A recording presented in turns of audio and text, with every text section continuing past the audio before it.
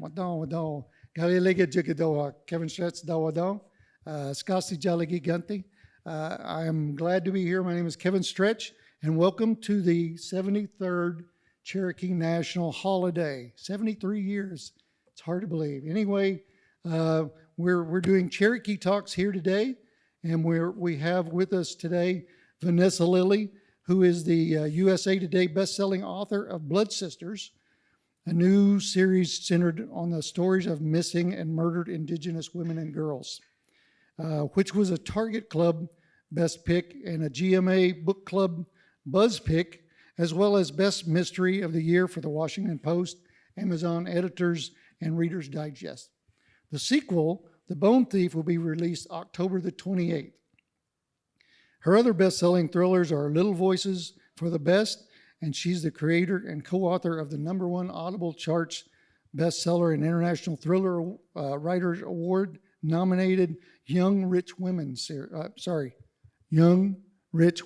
series, set in Providence, Rhode Island, where she lives.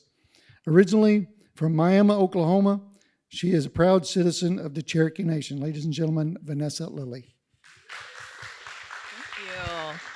CO, everybody. CO, hi. This is so wonderful. Thank you so much for the introduction and this wonderful opportunity to speak to you guys. Thank you to Cherokee Nation. It's so great to be here and to celebrate.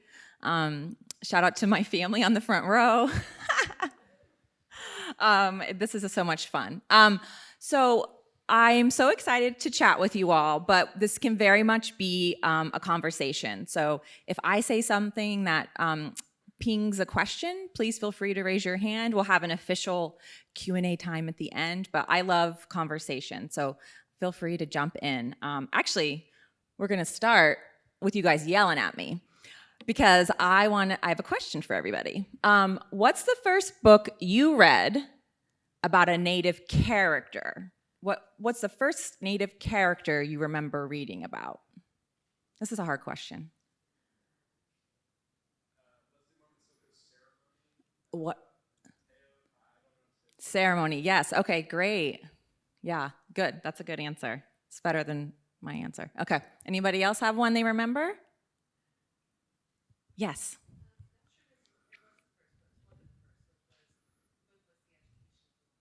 The Education of the Little Tree. And that's an Indigenous author? Cherokee. Okay, great. That's great. So, and then of course there's Native characters that are created, and then there's actual voices where they're written by a Native author, which is a different question altogether, right? And then we have the question of not just Native, but Cherokee. So I did a little exercise. So the first book I remember seeing an Indigenous character was written by Paul Goebel, who I just found out building this presentation was British. So my first representation that I saw in print, and in these beautifully illustrated books, and he has a pretty interesting story and did connect to different Indigenous tribes. But not for nothing, that is my first introduction. And then thinking about kind of characters, there's of course the Indian in the Cupboard, which was a well-known movie as well. And she's also British. So my introduction to Indigenous folks in books was actually by 2 British authors. And oh yes. The Crying Out? No, but my TBR is getting bigger and bigger on this trip, so thank you for that. That's great. The Crying Out. So I was thinking of what was the first Cherokee author I remember, and it was Maud's Line, which I believe won the Pulitzer Prize, or was at least not a finalist. Thank you for it, which is very exciting. So this is kind of an interesting question, right? To just think about the stories in which we're told, and then who is telling them. So this is a easier question for me, which is, what's the most recent book you read that had a Native character or was written by a Native author? Oh, Rochelle? Say it again? Oh, Rebecca Rowntree. Oh, her wonderful sci-fi series. Yes, that's a great one. Yes, in the back? Oh, Blood Sisters. I heard that's a really good book. I put her there on purpose, so thank you for that. I'll pay you after. No. Oh, Calling for a Blanket Dance. Yes, Oscar, that's a wonderful book. Yes, that's a great one. Anybody else have one off the top of their head? Say it again. Mountain Whippoorwill. Oh, I don't know that one. Mountain Whippoorwill. Thank you. Again, another book to add to our TBR. Robert Conley, thank you. And then anybody else? Okay, those are good ones. So here's just 2 for your lists. And it's funny, these books both come out next week.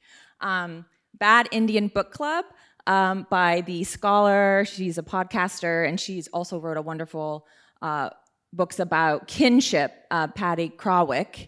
And I'm going to have a quote from her in just a minute. And then To the Moon and Back, which is a debut book coming out next week by a Cherokee author about the first fictional Cherokee astronaut.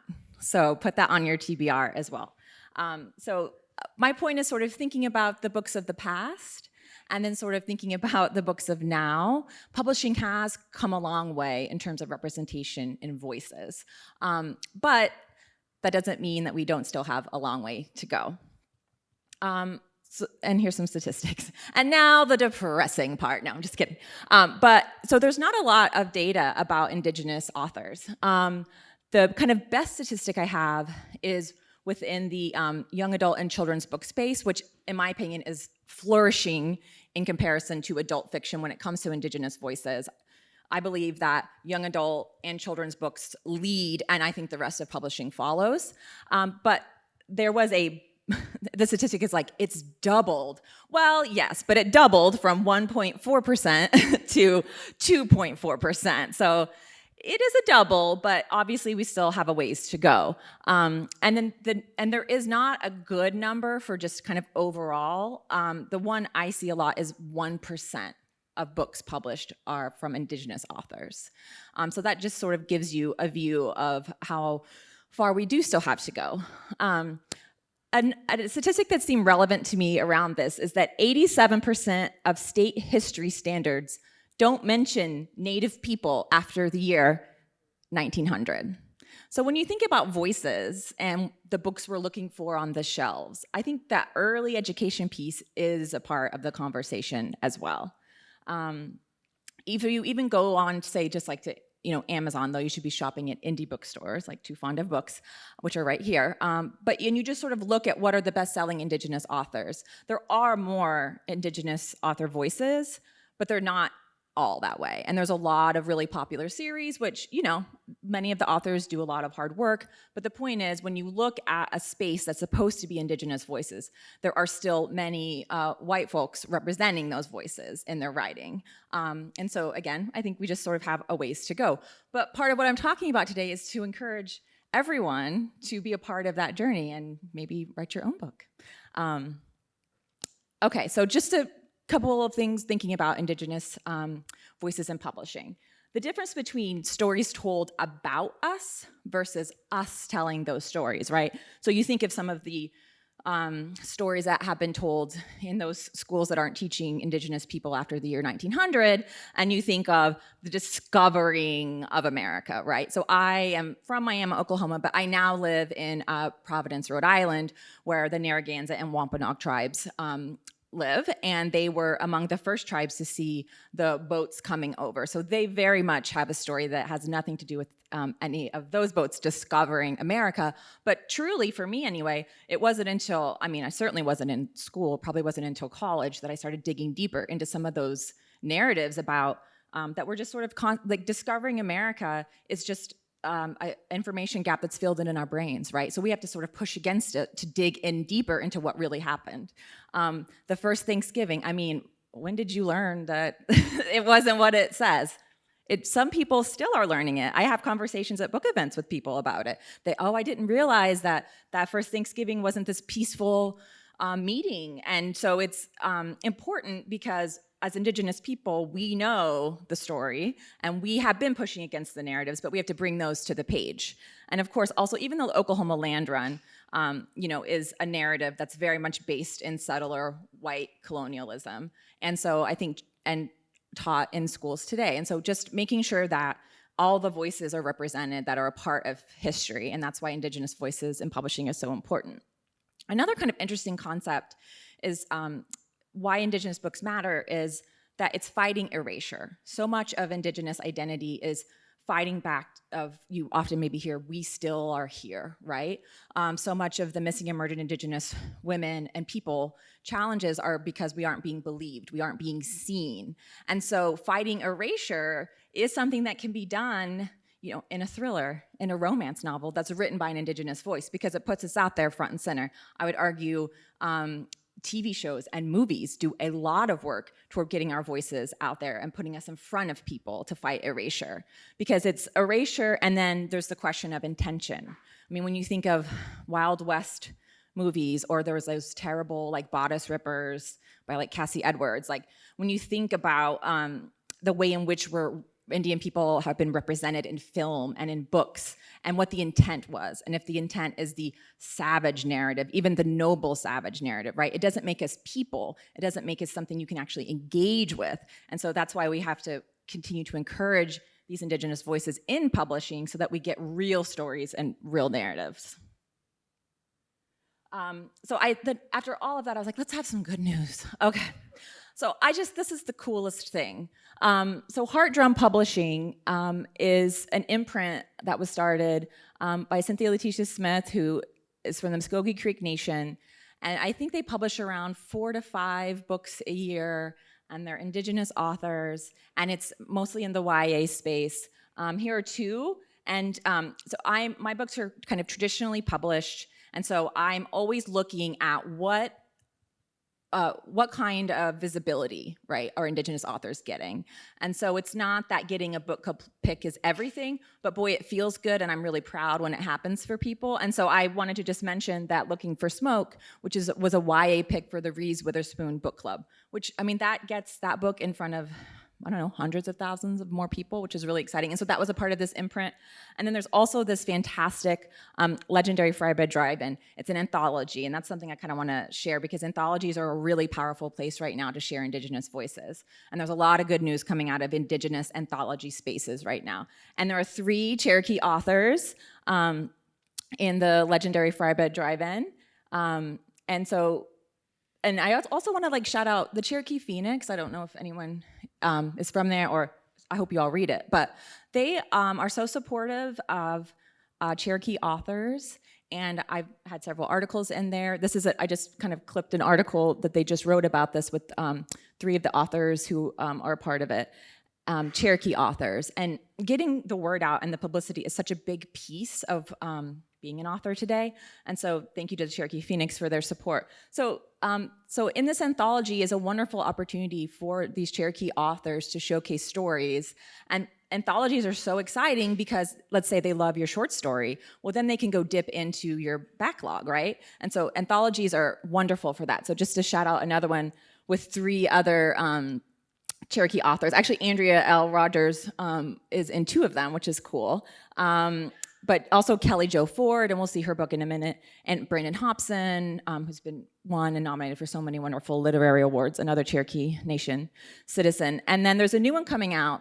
This conversation is going to be a lot of TBR, so a lot of books for your bookshelf. But this is a really cool series, Beyond the Glittering World.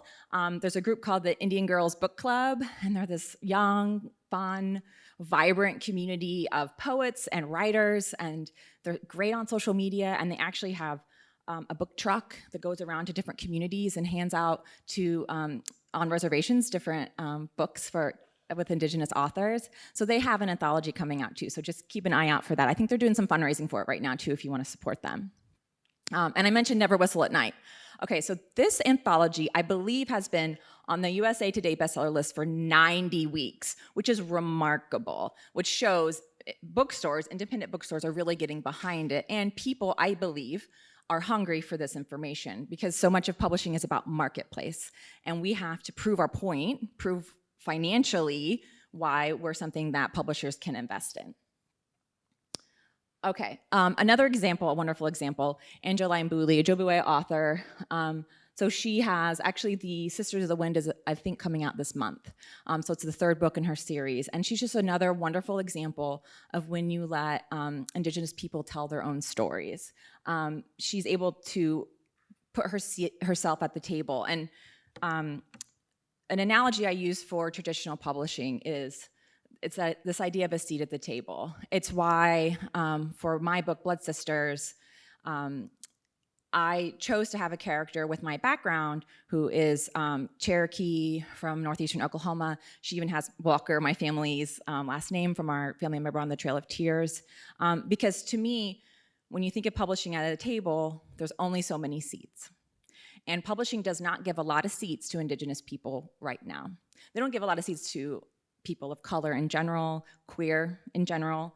And it's something we're all kind of watching because even in the past couple years, I think there's been a little bit of a retraction. But the point is, if there's only so many seats at the table, I felt like the seat that I wanted to take out as an Indigenous person was one that was Cherokee with my background, because with representation, it's so important that you're sharing a voice, not only that's authentic, but if I had written a Chickasaw character, that would be a Chickasaw seat, right? That seat would have been taken. And there, unfortunately, right now are not a lot of publishers that have a couple Cherokee authors on their register. No, there's one or two, and usually the whole of the publisher imprint. So you really have to be mindful and careful about what seat you choose to take, and also mindful of, when you're reading a book, what seat has this author taken? And then there's kind of this interesting idea of what it's like to get into a space where at times you can feel rejected, or at times you can feel a little bit other. Angeline Booley, I was lucky enough to get to interview her, and she was speaking about her making choices within the book about language. And language, of course, is so important. I don't have to tell you that. Look at where we're standing right now in this wonderful center that teaches the Cherokee language. But she had to push back on her publisher pretty hard to not have her words italicized in a different language, because she felt like that was othering, right? And so we have to come into these spaces and sort of decide where the lines need to be drawn and advocate for ourselves. And I'm sure that was not a pleasant conversation for her to have. But for me, it helped give me confidence to have the same conversation with my editors about the Cherokee words in my book. And then also just sort of a thing about, to that point, about being careful how we bend, right? Because in publishing, you don't get everything. You do have to bend. But when it comes to matters of culture, of tradition, of just representation, we have to be really careful that we don't bend too much. Okay, so this was, isn't this fun? Oh my gosh, I love this slide. So this is not a complete definitive at all. Please don't ever, I'm not a person to do a definitive list, but I did sit down and try to put together as many Cherokee authored books as I could. In fact, one of the authors is right over there. Hello. I can point to it, she's right here. This is Adrian's amazing book. It's my go-to holiday gift, by the way. I give it to so many people. But I just felt like this, and Andrea Rogers, who I was talking about earlier, I know I love her too, her incredible books, but Kelly Jo Ford, some wonderful nonfiction. This was the book I was talking about, To the Moon and Back, that's coming out next week. Obviously, Brendan Hobson. Anyway, it just feels kind of good to look at all of these Cherokee authors and know that there are more to come. To the Moon and Back is a debut, so this is her first book. Some beautiful award-winning picture books and young adult books. So I'll put this up on my website, vanessalillie.com. I mean, I saw you guys taking pictures too, but I'll be happy to put it on my website too, because it might be my new screensaver, I'm just saying. Okay, so just to kind of, I love this quote. So this is a new book, the Bad Indians Book Club, that comes out. And Patty had this wonderful quote in it about, and we're to transition a little bit more to talking about writing. So, and I too made the transition from reader to writer when, in a fit of anger against injustice and false histories, it occurred to me that I could shape the stories being told. It's a profound and humbling thing to realize this, to realize not only the power that reading and writing has to change the world, but my own place in this work. It is a political act, this demand to be seen and read across genres on our own terms and not as some sidekick existing only to save the white hero. I love it. And again, that book's just now coming out. It's a wonderful book. But we can not only be readers, but we can be writers too. So I'm going to talk a little bit about my books, particularly this idea of incorporating heritage into our stories. And so for me, Blood Sisters was a book in which I wanted to go back to Oklahoma. I'm living in Rhode Island now, and I wanted to return to where my family still lives and think about what pieces of my own kind of heritage and culture do I want to include in a thriller. So this is a genre book, right? So when a reader sits down, their expectations are turn the pages. And so I knew that I needed to keep that up, but the history piece is really important to me. And so here are just a few of the things that I was sort of thinking about. Obviously, so my main character, her name is Sid Walker. She's an archaeologist for the BIA, which I look at my uncle and my brother who worked for BIA. And so I wanted her to have that background because BIA not only has a very contentious history within Native communities, but there's a lot of really great people doing good work too. And so anytime you're creating a character, you love conflict. And so I wanted to create a character who felt like she had a foot in both worlds. And so I was able to do research and talk to some different people, and I ended up talking to an archaeologist, and she told me about her seeing her role as sort of a midwife from the past to the future to support tribal communities, to make sure that they have land resources, access to ceremony, to places that mean something, or when people come in and take the land and take where they are, to help them find other routes, hopefully, to that. So that was sort of that sounded like an interesting thing to give a character, so that's why my character is an archaeologist. And it's been a really interesting journey because I think when I thought of an archaeologist at the beginning of this process, I was probably thinking of like Indiana Jones, which is that's not it. So it's been a really interesting journey to find out about the role of archaeology and colonialism and other things too. You can also see this picture of me in the corner. Actually, my cousin was there. But that is our kind of family homestead of George Washington Walker. It's the home connected to the family who was on the Trail of Tears. And so I knew that I wanted to give my character that last name because, as we talked about earlier, erasure is such a big part of what we're fighting. And this idea that I could have a book that ended up, I didn't know it at the time, but ended up being in like every Target in the country. And in that book was my family's last name and Cherokee words, and actually at the beginning of the book, a list of all of the matriarchal line of my family. So that is the power of print, to get those voices in front of people.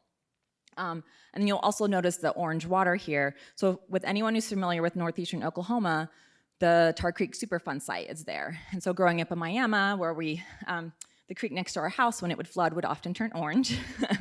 I was also very connected to a wonderful environmental advocate, Rebecca Jim, who has done so much work for that community. And so I wanted, as an adult, to go back and look at community and environment and look into what it was sort of like. Because as a child, and you may find this in your own writing, but when you are around something all the time, when you sort of live it and breathe it, you don't always perceive it in the same way you do if you take a look at it actively. Like, how would I write about this? How would I describe this? What does this mean to me? What did it mean to the people in the community at the time? And so I wanted to kind of go back and honestly, when I was revisiting it, there were so many things that I never knew, hadn't really contextualized, particularly around the Quapaw tribe. That was really severely, not only financially wrong, but obviously their land stolen again after they had already been removed from one place. And so being able to capture some of that within the pages of a thriller, right? It's always about the genre, really meant a lot to me as I was writing. And then I told my brother, I was like, I put you in the slideshow. So this is us with Rebecca Jim. So if you're thinking about your own writing, even though I'd been to Picture so many times, and Picture, if you haven't been or hadn't seen a Picture, particularly during, the heyday, the chat, little pieces of chipped rock would almost form like a mountain range in Picture that you could see from miles and miles away. And so we all grew up kind of it being this interesting place that we knew was kind of dangerous. You shouldn't drink the water, things like that. But to go back as an adult, and Rebecca Jim gives these incredible, she calls them her toxic tours, where she takes you around and talks about the community. I remember the day that my brother and I were there, she talked to a man, he kind of pulled over because she knows everybody, and she wanted to check on his daughter because she was having kidney problems, which lead exposure does that. And that's why there's so many dialysis clinics in northeastern Oklahoma. And so I just felt a real resonance to really see a person directly connected to the harm that is done and has been done. I mean, she has been doing this work since at least the early 80s, right? And it was 2020 and it was still going on. So I would encourage you to kind of go back to the places and people and stories that you already sort of know, but if you go back with that writer lens and that research lens, it can really open up, I think, more pathways. Also, I didn't know that both of my great-grandfathers were in the mines, and so talking to my parents about different things and got sick from it. Just having those conversations that you maybe have kind of had with family and then having them again and really kind of thinking about it, what it means is really powerful. And then as I was sort of saying, like, I mean, the accolade stuff is awesome, but it's really this idea that we're putting our voices in front of more people, right? That they're learning about our community and learning about our stories, and the idea that people are learning about Pitcher, Oklahoma, and what happened there to the tribes, to the people, the white people themselves as well. There's also obviously that catastrophic tornado right around the same time my book is set. And so there was just a lot of environmental injustice issues that really feed into indigenous issues as well.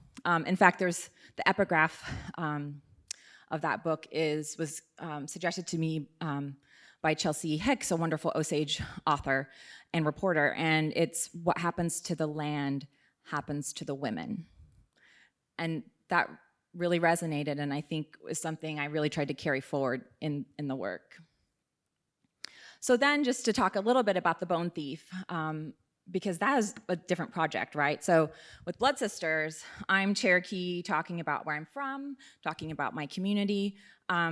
The Bone Thief is not set in Oklahoma. The Bone Thief is set in Rhode Island, where I live now.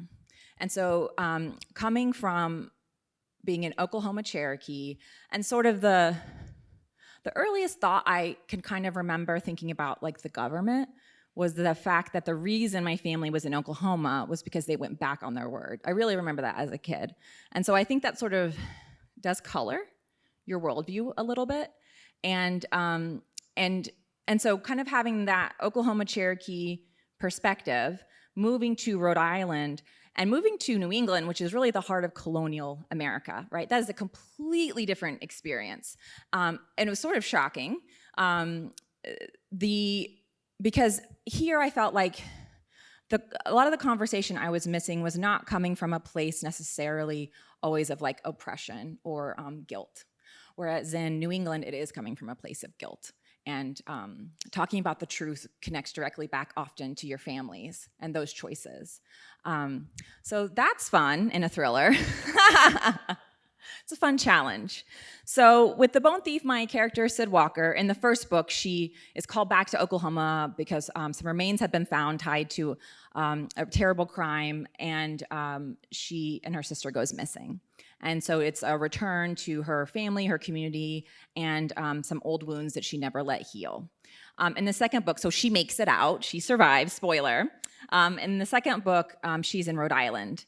And the questions I had for The Bone Thief were really about colonialism and the kind of modern impact. And I really was trying to think of ways to explore that, thinking about how history echoes. So the fact that the Narragansett tribe, the Wampanoag tribes, they were there when the first boats were coming over. They were, as I learned through my research, they were diplomats. They were navigating relationships between the King of England, who did not get along with the colonists, among tribes. They had women sachems or chiefs, and the work that they did was remarkable and very rarely talked about. And so I wanted to try to think of ways in which I could communicate that in like a contemporary thriller, and also capture and reflect the Narragansett community from my seat at the table, which is a Cherokee, Oklahoma person, not a Narragansett person, right? To be able to find a balance in my writing that shared their history, reflected, in my view, their incredible legacy and their current vibrant life, but not so much that a person would close the book and say, oh, well, now I've read a book by a Narragansett person. That's kind of my worst nightmare, honestly, because I want Narragansett voices to take those seats at the table. But I do want to share what it's like from the vantage point that I've had and that my character has had. And so just for example, a news article, this idea that, and I was very lucky because I've connected with the Narragansett tribe. There's a wonderful museum there, the Tomaquag Museum, and I've become friends with people associated with the museum. And so I go to different events, the maple tapping, and actually the longest running powwow in the country. They just celebrated their 350th continuous recorded year. It was much more before that. But recorded year, so I was just at it. So for 350 years, people have been dancing there. It was amazing. And so there's a wonderful history within the tribe. But I had conversation with students who were saying they would be sitting in a classroom and as a Narragansett student, be told that the Narragansett no longer exist. Not their people, not their language, nothing. And so that's a very real issue. And so as a writer, I'm thinking about, okay, how can I try to capture these? And so for me, I wanted to think about what really is kind of modern colonialism. What does it mean? Why? What were the intentions? And so I felt like a sort of secret society country club. I call it the Founders Society, tied back to the people of the Mayflower. But the idea is that what is colonialism? It's the idea of controlling resources for people who have a background just like you, and in a way that you will be able to continue to control them. And country clubs are interesting. We go to the same doctors, we get the same loans at the bank. We have the same schools that we go to, right? And we don't let others in, and we control the resources. So I created this sort of founder society that was a little less country club, a little more historically oriented, but still had those vibes. And then I also wanted to create a wealthy kids camp because, again, that's sort of the feeder system into a lot of this. And so my main character gets a call that some remains have been found at a kids camp, this wealthy kids camp, and that camp is tied in to this historical society. And so she gets drawn in. And it was, but in that initial moment, again, tying it to history, the remains are tied to what's called the Great Swamp Massacre. And that is the bloodiest battle that ever happened on Rhode Island soil, in which the colonists were afraid that the Narragansett tribe was going to get involved in, it's called King Philip's War, but Metacom is the sachem.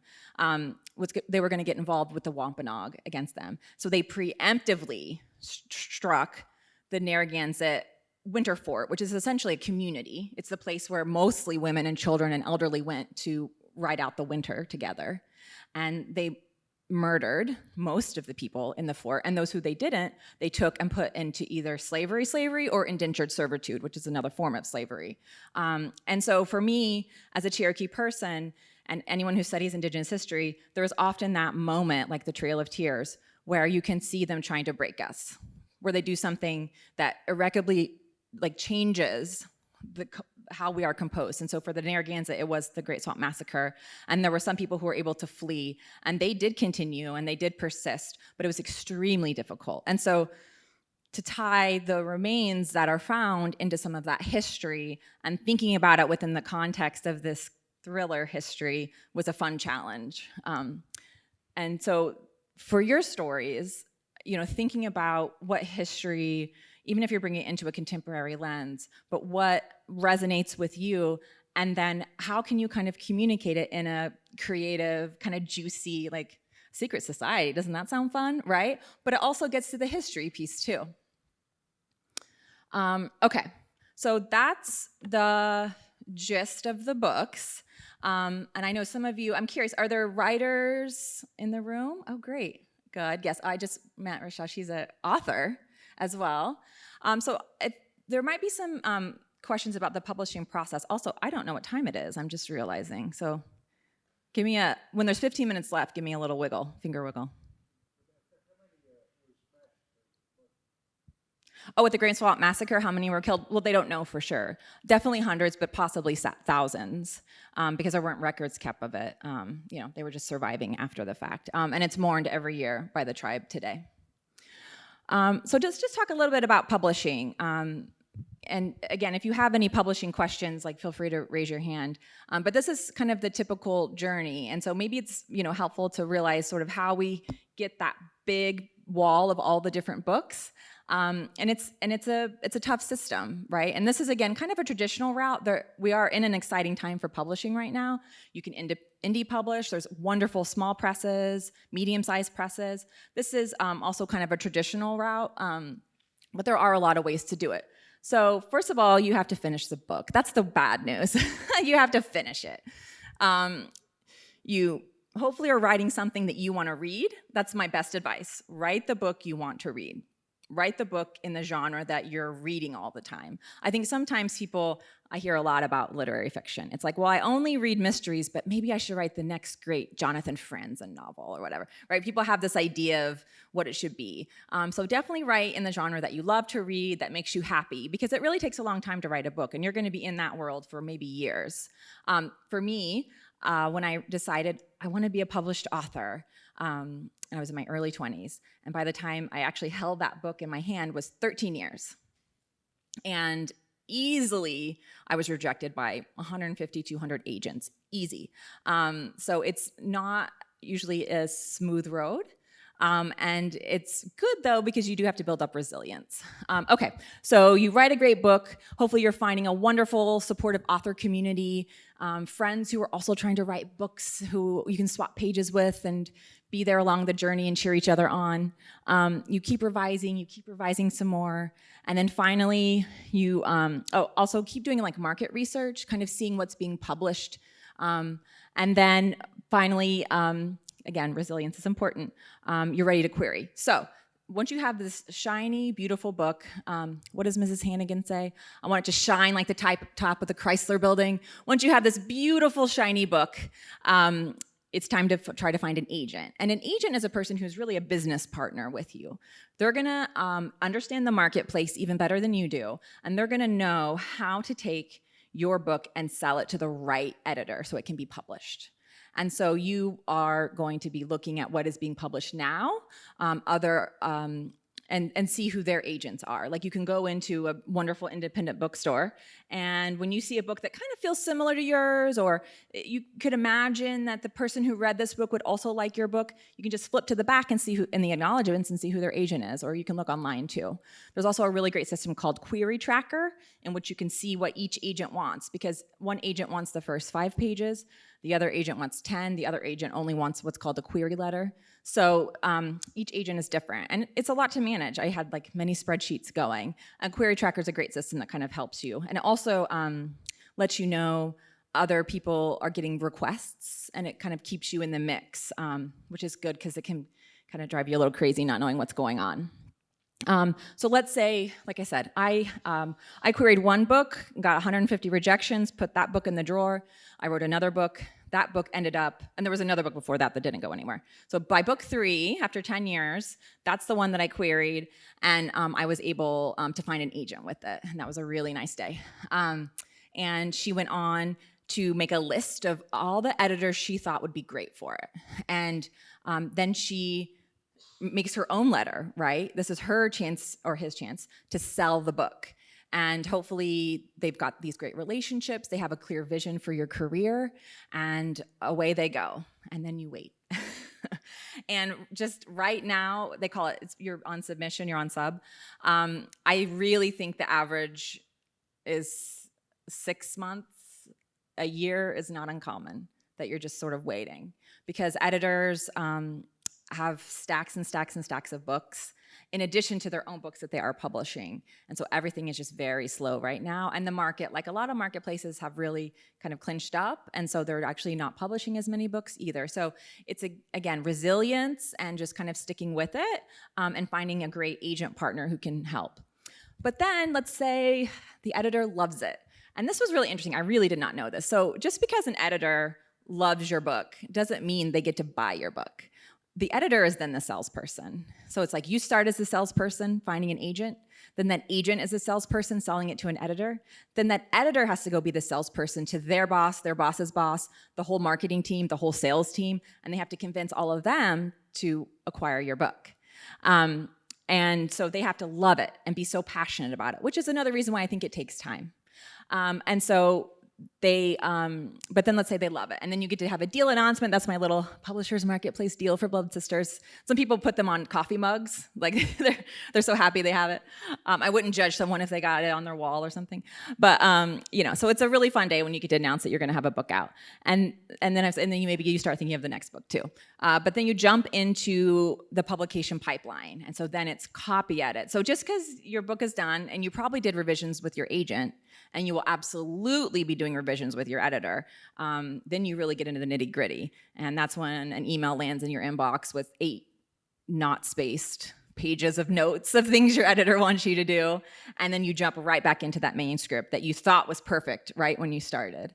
And you continue on, and then you get into the pipeline, and it's copy edits and past pages and what font are they going to use. And it's audiobook narrators, which I feel so grateful because Blood Sisters has an Indigenous woman narrators and also an Indigenous woman producer, which is really, really cool.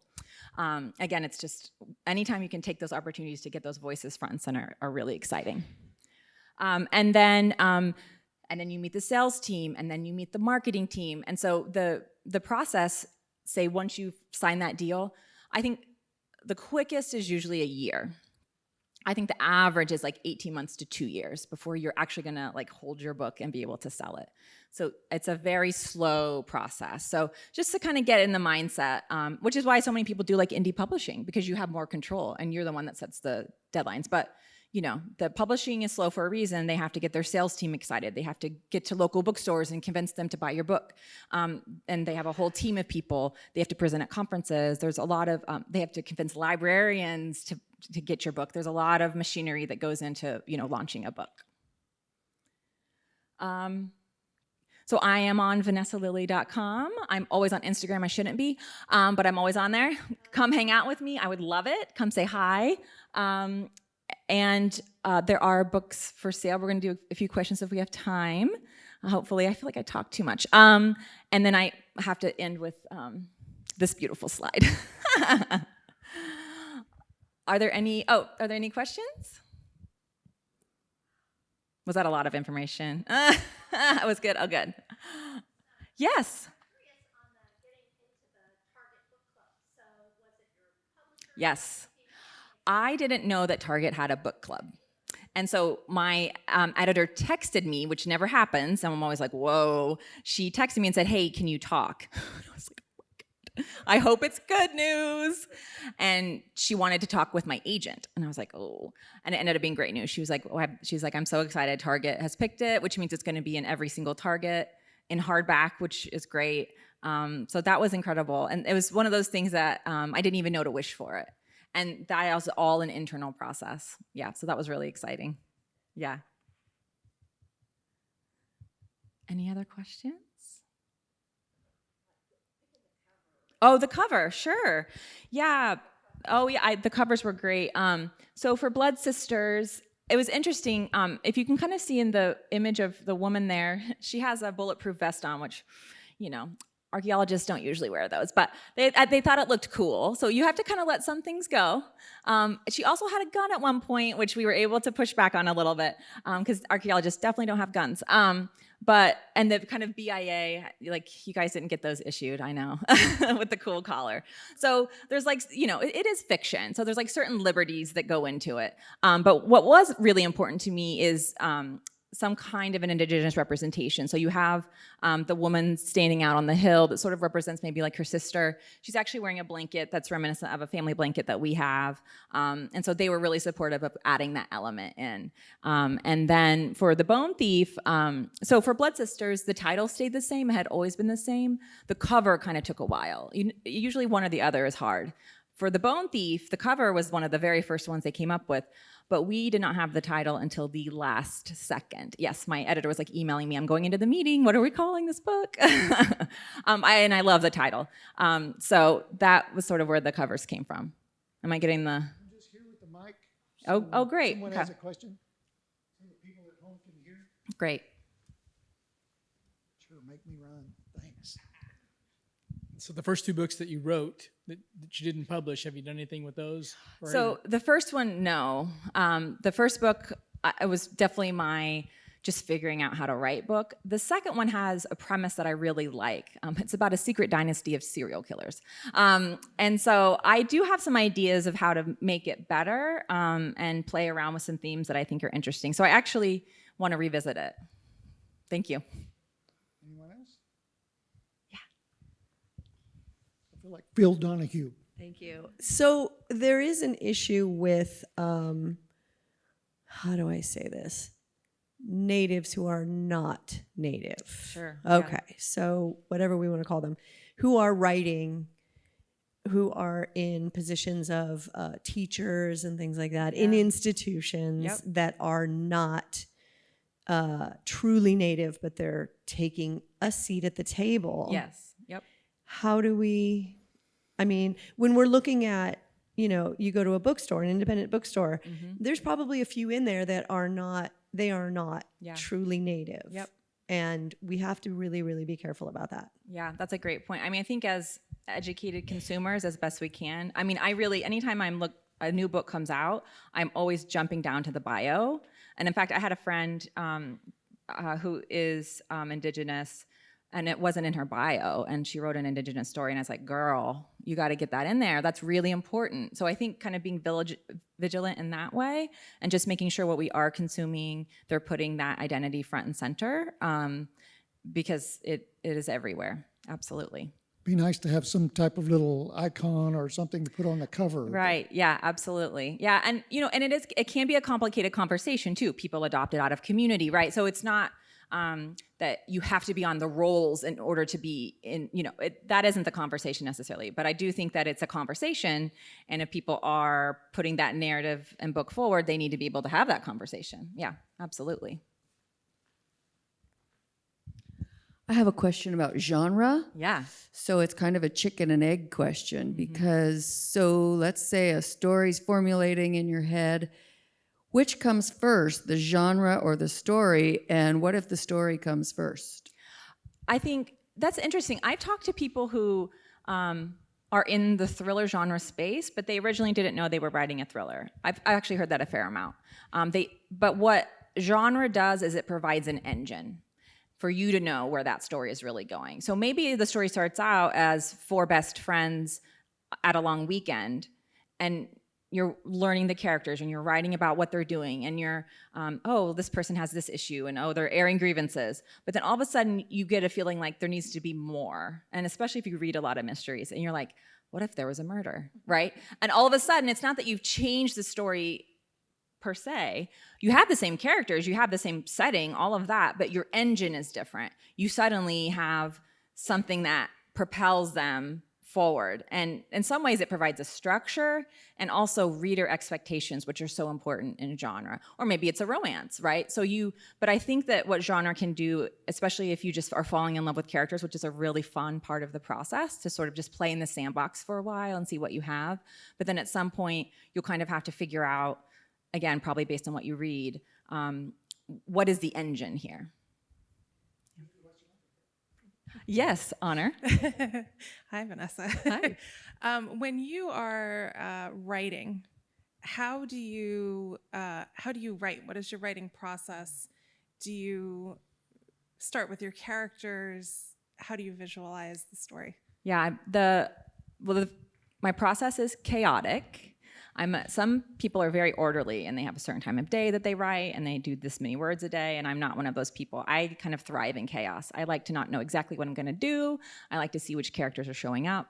I care a lot about structure. I write in a genre that is dependent. Thrillers and mystery readers, structure is very important. You got to hit those turning points. You got to hit those cliffhangers. That really matters. So I am thinking about structure, but to me, the fun of it, that sandbox feeling, does come from sort of sitting down and just seeing what comes along, and then being very careful to make sure I'm not just writing 50 pages of two characters talking to each other, because that's not going to work. And then I sort of see it like a movie.